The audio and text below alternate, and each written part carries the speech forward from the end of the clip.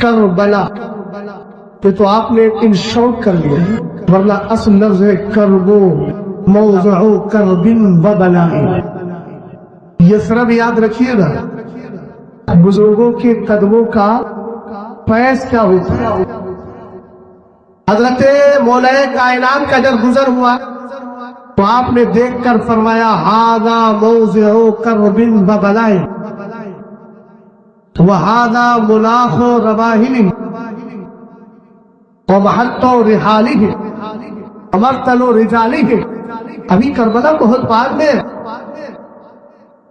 بہت بعد کا مطلب 3 سال کے بعد، اور یہاں مولا کائنات دیکھ کر کیا فرما رہے ہیں؟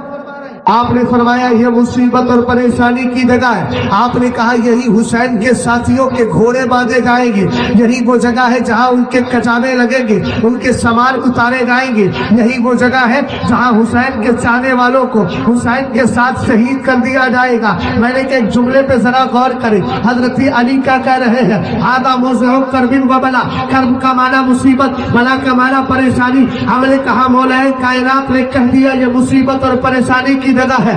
یثرب کو بھی آپ جانتے ہیں، آپ ذرا غور کریں، جب تک نبی کا قدم ناز نہیں پڑا تھا زمانہ یثرب کہتا تھا قدم مصطفیٰ آ گیا، اب یثرب نہیں، کعبہ طیبہ مدینہ ہو گیا ہے۔ کیا شان ہے حسین تیری، جب تک تیرا قدم نہیں پڑا تھا تب تک موضع کرب و بلاء تھا، لیکن جب تو وہاں آرام فرما ہو گیا، تیرے ساتھی وہاں آرام فرما ہو گئے، تو ہر مسجد سے آواز آ رہی ہے۔ کیا آواز آ رہی ہے؟ کیا شعر پڑھتے ہو سلام میں، یاد ہے کہ نہیں؟ جلدی بولو، کیا کہتے ہو؟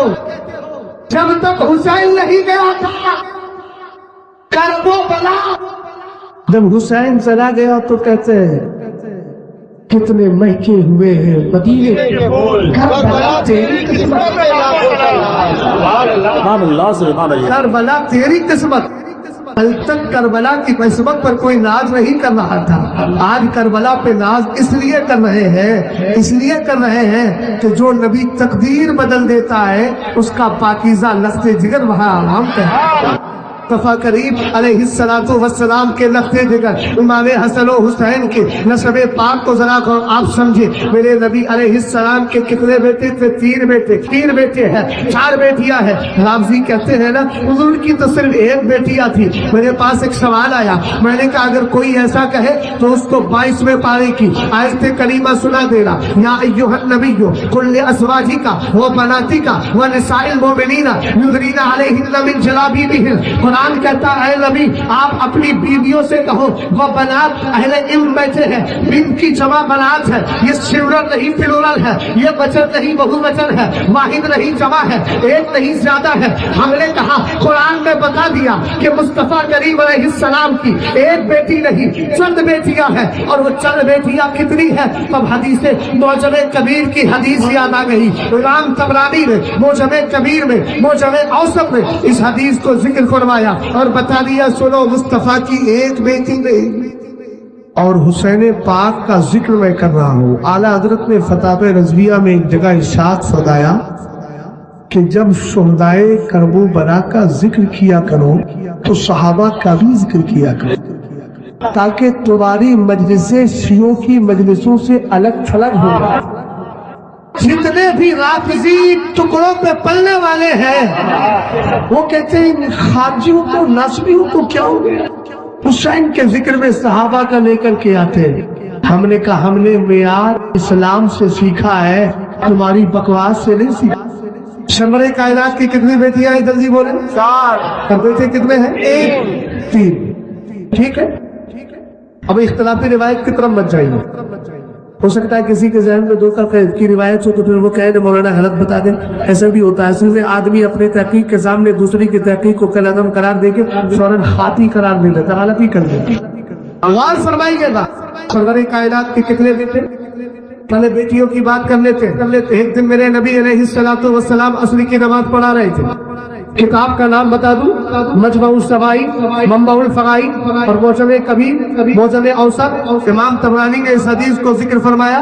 रसूल करीम सल्लल्लाहु अलैहि वसल्लम के सहाबी जिनको ज़माना अब्दुल्ला इब्न अब्बास रज़ियल्लाहु ताला अन्हुमा कहता है, जो रजिस्टर्ड सहाबी है, मुस्तफ़ा करीम ने जिनको अहले बैत में शामिल किया है। रजिस्टर्ड सहाबी नहीं, रजिस्टर्ड अहले बैत है, सहाबी तो है वो, अहले बैत में सरकार ने उनको शामिल किया। जैसे सलमान फारसी को शामिल किया, उसी तरह इनको भी शामिल किया। हदीस के रावी फरमाते हैं, सल्ला रसूलुल्लाह सल्लल्लाहु ताला अलैहि वसल्लम सलातल अस्री। वही दिन मेरे नबी ने अस्र की नमाज पढ़ाई। मोहतरम तवज्जो चाहूंगा, अस्र की नमाज पढ़ा रहे थे, मेरे नबी क्या हुआ, अकबल हसन और हुसैन हत्ता रकिबा अला ज़हरी रसूलुल्लाह, सरकार अलैहिस्सलाम के दोनों लत्ते जिगर आए, आके आपकी पुश्त पर सवार। मेरे नबी अलैहिस्सलाम नमाज पढ़ रहे, हजरत इमाम हसन और हुसैन आकर के बैठ गए नबी की पुश्ते अंदर पर। रिवायत फलम्मा सल्लमा, सरकार ने जब सलाम फेरा, वज़अ हुमा बैन यदई, सरकार अलैहिस्सलाम ने दोनों को नीचे उतार लिया। अब यहाँ तो दोनों का जिक्र मिलता है, मगर तरह तरह हुसैन की बात कर रहा हूँ, चूंकि मुनासबत यहाँ पर इसी की है। हालांकि इमाम हसन भी मेरे सर का ताज है, और मकाम व मर्तबे के एतबार से देखा जाए तो पहला मर्तबा इमाम हसन का है। हम तरतीब नहीं बदलते हैं, और जो तरतीब बदलने पे आता है उसी को बदल दिया करते हैं। गौर फरमाइएगा,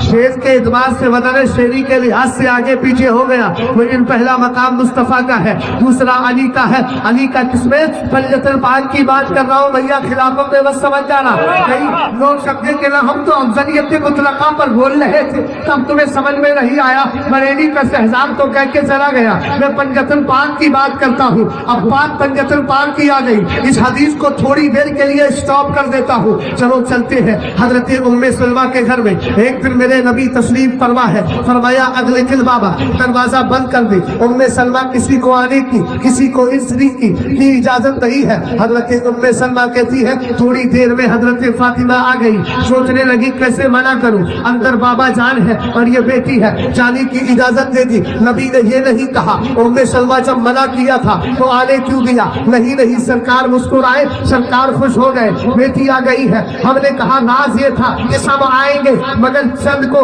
सब नहीं आएंगे, मगर चंद को आने की इजाजत है। सैयद-ए कायनात आ गई, नबी ने अंदर ले लिया। थोड़ी देर में इमाम हसन आए, सरकार ने उनको भी ले लिया। थोड़ी देर में इमाम हुसैन आए, सरकार ने उनको भी ले लिया। उम्मे सलमा भी इजाजत देती चली जा रही है, सोचती है बाबा है, बेटी को कैसे मना करूं, लाला और माँ है, बेटे को कैसे मना करूं, लाला और माँ है, बेटे को कैसे मना करूं। सरकार ने अली को बुलाया, मौलाए कायनात को बुलाकर अपनी हिदायत तकहीर को लिया, हिदायत तकहीर को लेकर उड़ा दिया और कहा अल्लाहुम्मा हाउलाई अहलो बैती आदिम अनहुम अर्रिस्सा व ताहिरहुम तथहीरा। तर्जुमा बाद में करूंगा, पहले आओ रिदा को समझ लेते हैं। हिदायत तकहीर है क्या, मुस्तफा की चादर का कमाल क्या है। हजरत यूसुफ ने अपने कुर्ते को भेजा था, मालिक के चेहरे पे काना गया, आंखों की बीनाई वापस आ जाती है। हमने कहा कुर्ता बार बार पहना जाता है, अब उसका कमाल है, और चादर कभी कभी ओढ़ी जाती है। एक दिन हजरत आयशा कहती है,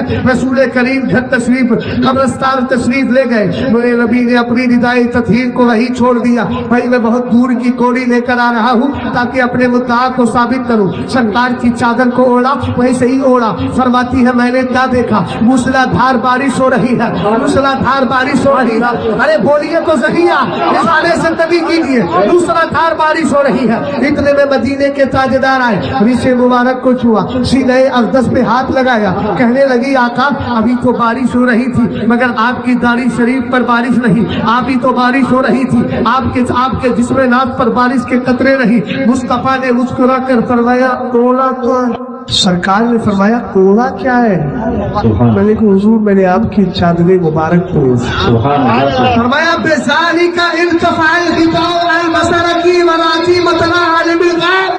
कहा आयशा जो देश रही हूँ ना, दुनिया की बारिश नहीं, अगर इसको समझना है हमने कहा ये तो आका की बात है। गुलाम हजरत ख्वाजा उस्मान हारूनी है, इशारा समझ में आ गया। हिंदुस्तान का राजा है, दो उंगलियों के बीच भी सारे तबकात को दिखा दिया। हमने कहा जब गुलाम का ये आलम है तो नबियों के इमाम का आलम सा हो। لیکن یہاں سرکار دکھا نہیں رہے، حضور کی چادر مبارک کو اوڑھ لیا ہے۔ آپ نے فرمایا بیزانی کا التفال غطاءً بصرہ کی وراثی مطر عالم الغیب، اے عائشہ صدیقہ سنو، فرمایا سنو، یہ عالم رویا جو آپ دیکھ رہے ہیں اس دنیا کی بارش نہیں ہے، آسمان دنیا کی بارش نہیں ہے۔ میرے سرکار نے فرمایا عالم غیب میں رحمت کی بارش جو ہو رہی ہے، نبی کی چادر کو اوڑھنے کی وجہ سے تمہیں اس عالم غیب میں ہونے والی باران رحمت کے جلوے دکھا دیا۔ چادر میں کمپریزن کیجیے، تیل میں کمپریزن کیجیے۔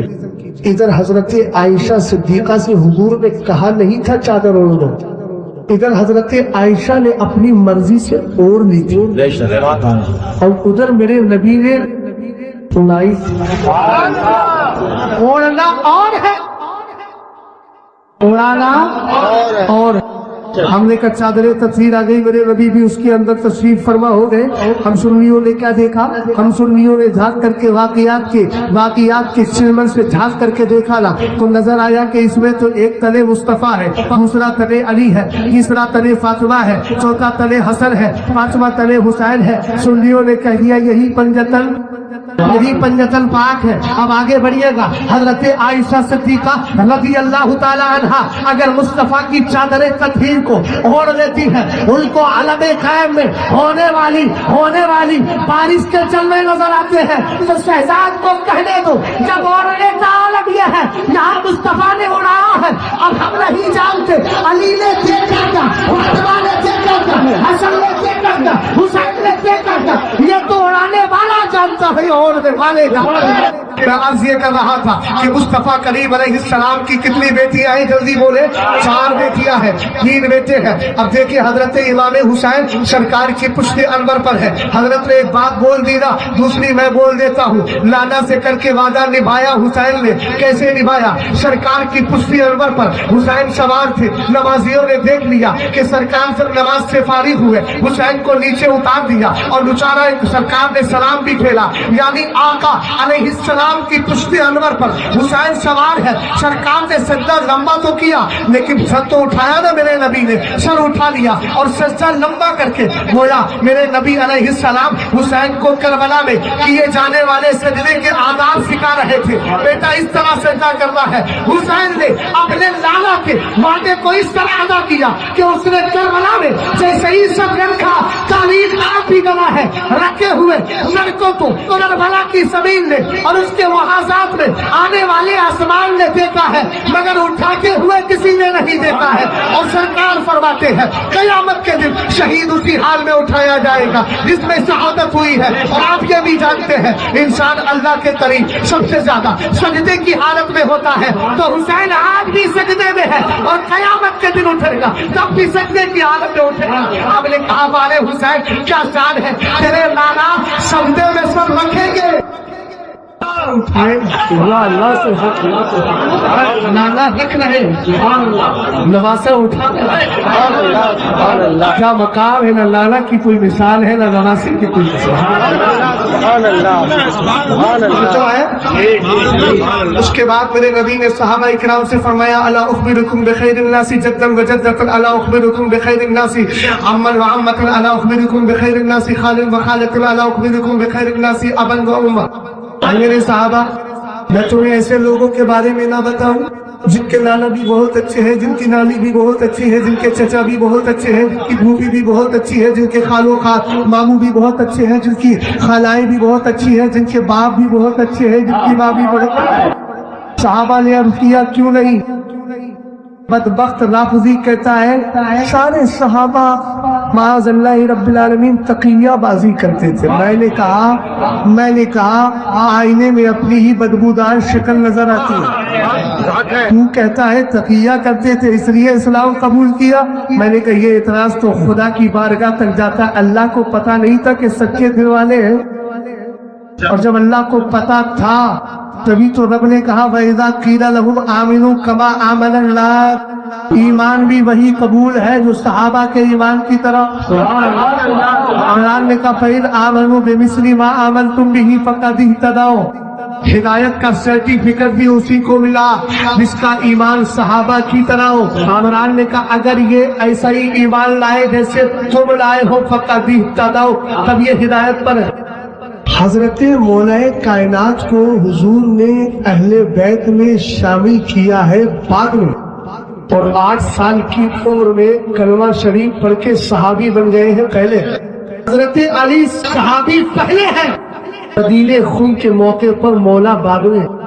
حضرت مولا کائنات صحابی پہلے ہیں، اور بموقع مباہلہ اہل بیت یہ لوگ صحابہ کی مخالفت میں اتنے آگے بڑھ گئے کہ خود حضرت علی کو صحابی مان چھوڑ دیا ہے. ابھی بول دیا نہیں چھوڑ دیا؟ بتائیے یا ہم نے دین صحابہ سے نہیں لیا، اہل بیت سے لیا، تو کیا اہل بیت میں حضرت امام حسن صحابی نہیں ہے؟ امام حسین صحابی نہیں ہے؟ مولا کائنات صحابی نہیں ہے؟ وہ تو کیا کہہ رہا ہے؟ اس کا مطلب یہ ہم سمجھ رہے ہیں تو نے دین کسی سے لیا ہی نہیں ہے، اس لیے کہ تو اہل بیت کو صحابی مانتا ہی نہیں ہے، جبکہ وہ صحابہ ہے. اور صحابی کی تعریف کیا ہے؟ جس نے ایمان کی حالت میں مصطفیٰ کے چہرے انور کو دیکھ لیا ہو، یا نبی کی صحبت اختیار کر لی ہو، نبی سے مجاسرت کر لی ہو، نبی کی بارگاہ میں بیٹھ گیا ہو. شکل سرور کائنات علیہ السلام کو ایمان کی حالت میں دیکھا، یا ایمان کی حالت میں سرکار کی صحبت آقا کریم کی بارگاہ میں بیٹھا اور ایمان ہی کی حالت میں دنیا سے چلا گیا، وہ ہو گیا نا صحابی.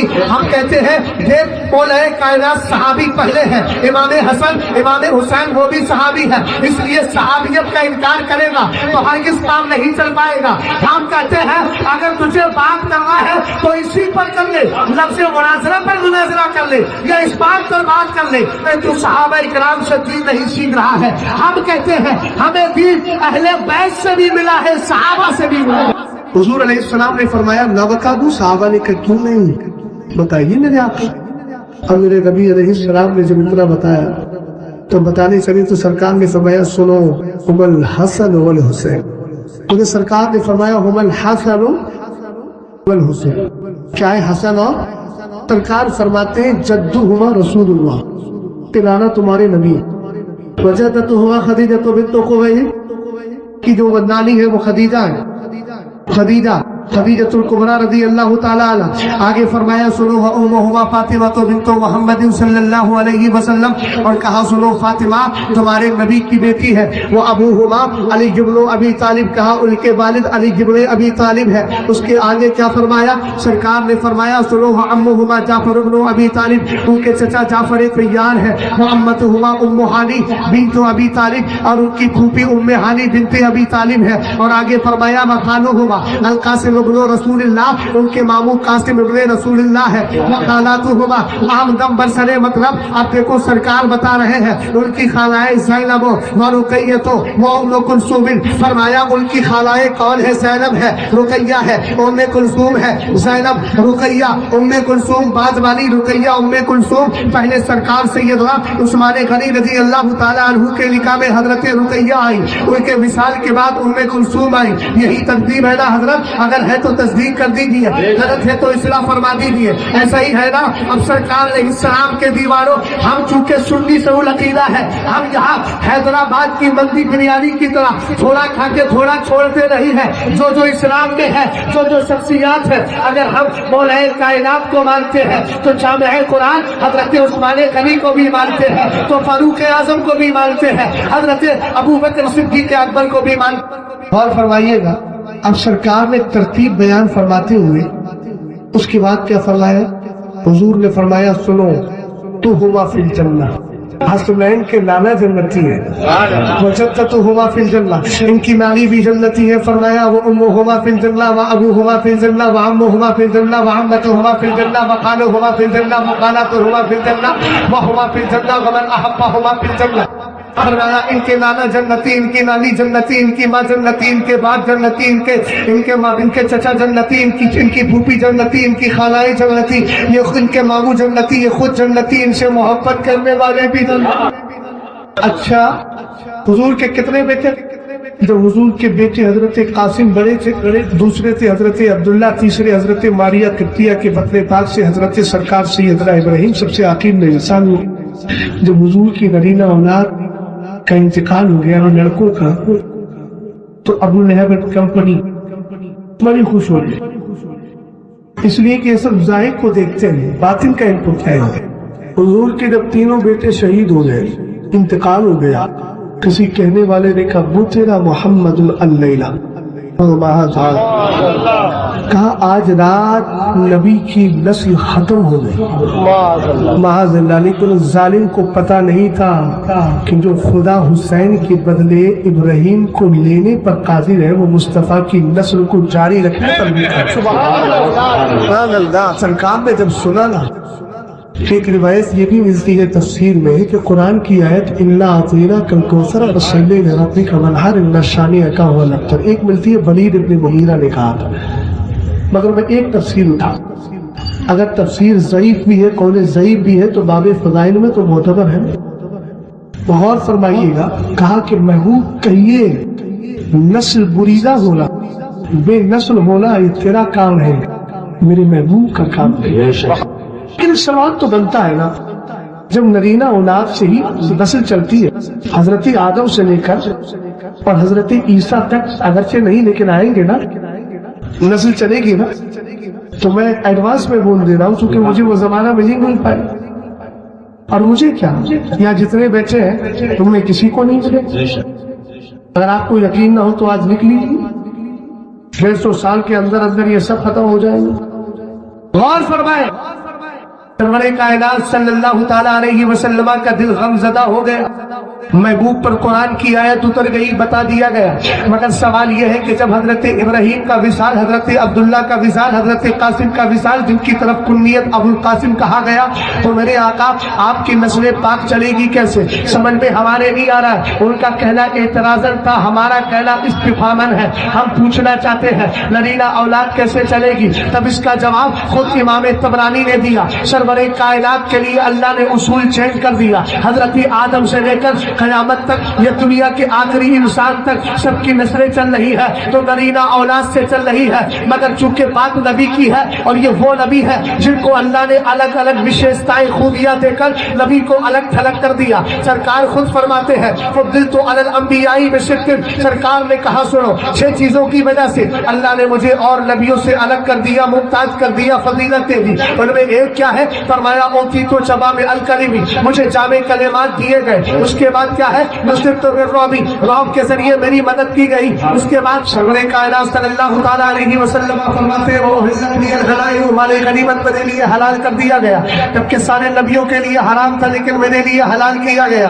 آگے فرماتے ارسلت الی الخلق کافہ، ساری کائنات کے لیے رسول مجھے بنا کر کے بھیجا، وختم بی النبیون، اور نبیوں کی اینڈنگ یعنی آخری نبی بنا کر کے مجھے بھیجا، سلسلہ نبوت مجھ پر ختم کر دیا۔ سرکار کو الگ الگ خوبیاں عطا فرمائی، اس لیے خصوصیت میرے نبی کی یہ ہے، حضرت آدم سے لے کر انسان کے آخری انسان تک، آخری اولاد آدم تک سب کی نسلیں چلے گی نرینہ اولاد سے، لڑکوں سے چلے گی، مگر مصطفیٰ کے لیے قانون نظام کو، نظام کائنات کو چینج کیا گیا، اور یوں کہیے قانون نسل کو چینج کر دیا۔ سرکار نے فرمایا ان اللہ تعالی جعل ذریۃ کل نبی فی صلبہ، وان اللہ تعالی جعل ذریۃ فی صلب علی ابن ابی طالب، فرمایا اللہ نے ہر نبی کی نسل کو اسی کی پشت میں رکھا ہے، لیکن تمہارے نبی کی نسل کو علی کی پشت میں رکھ دیا ہے۔